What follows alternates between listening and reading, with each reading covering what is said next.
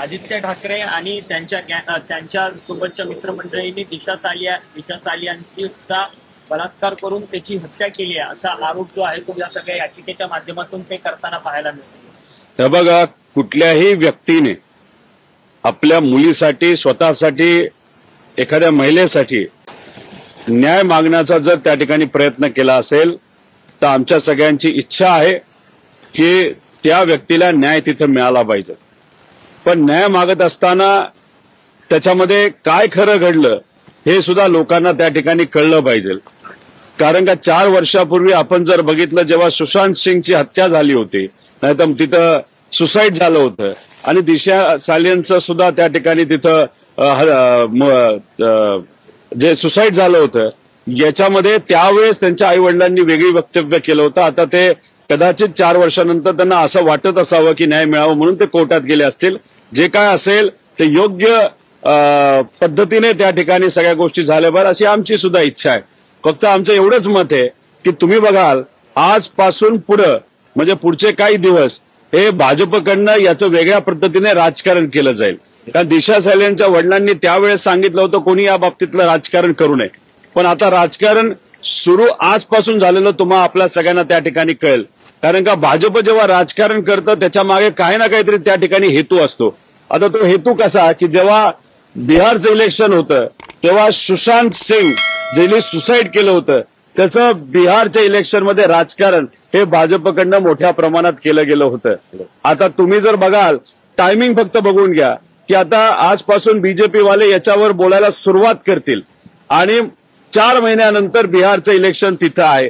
त्याच्याबरोबर येतं तिथं बिहार में चुनावी मुद्दा बना सुशांत सिंह राजपूत की मौत, बीजेपी ने दिया न भूलेंगे ना भूलने देंगे। म्हणजे 4 वर्षानंतर आता भाजपला ज्या गोष्टी ज्याच्या खऱ्या अर्थाने तुमच्याकडे केंद्र सरकार आहे, तुमच्याकडे केंद्रीय होम मिनिस्ट्री आहे, राज्याची होम मिनिस्ट्री आहे, आतापर्यंत याच्यामध्ये काय खरं खोटं हे लोकांपुढे यायला पाहिजे होतं।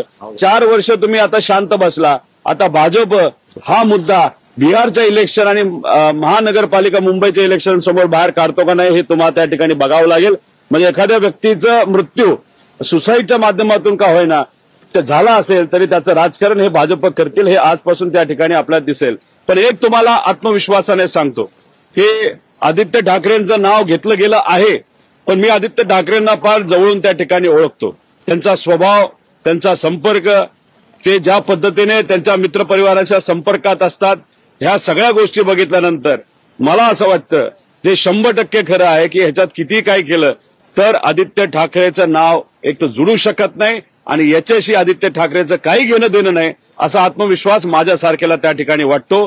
फक्त याच्या पुढे त्यांचं कुटुंब जे करेल त्यांना न्याय मिळावा अशी माझी इच्छा, पण भाजप याच्या पुढे काय करणार आहे हे आजपासून तुम्हाला फक्त दिसेल, ते आहे राजकारण भाजप करेल असं आम्हा सगळ्यांना त्या ठिकाणी वाटतं। आणि याच्यावर आमचा प्रश्न आहे, एसआयटी जी फॉर्म झाली होती ते एसआयटीचं झालं तरी काय हे लोकांना तरी त्या ठिकाणी सांगण्यात यावं। पण एसआयटी पण शांत, सगळं शांत, आता मात्र सगळं त्या ठिकाणी बाहेर कुठेतरी आणण्याचा प्रयत्न फक्त इलेक्शन पुरता बीजेपी करेल का काय असं त्या ठिकाणी माझ्यासारख्याला वाटतं। ही याचिका केलेली आहे, त्या याचिकेमध्ये तिच्या सालियांच्या वडिलांनी याचिका केली आहे, त्यामुळे त्यांनी आरोप केला की किशोरी पेडणेकर यांनी त्याच्यावरती दबाव टाकला होता की नितेश राणे यांच्याविरोधात प्रेस कॉन्फरन्स घ्या म्हणून आणि आम्हाला नजरकैदेत ठेवलं होतं।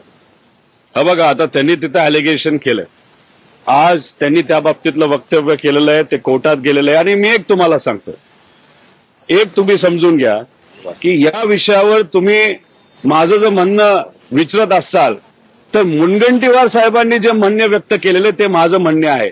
त्यांचं सुद्धा म्हणणं काय आलंय की सुळ्याच्या टोकासारखं सुद्धा त्याच्यामध्ये मला काय वाटत नाही चुकीचं घडलेलं आहे आणि मग याच्यात जे काही न्यायालयामध्ये निर्णय घेतला जाईल तोच त्या ठिकाणी आपण मान्य केला पाहिजे। माझं सुद्धा हेच मत आहे की याच्यामध्ये टोकासारखं सुद्धा मला काही तथ्य वाटत नाही, पण न्यायालयाने जो देईल तो निर्णय त्या ठिकाणी आपल्या सगळ्यांना मान्य केला पाहिजे। मुनगंटीवार साहेबांचं हे वक्तव्य आहे ते माझं सुद्धा आहे असं आपल्या सगळ्यांना समजून घ्यावं लागेल।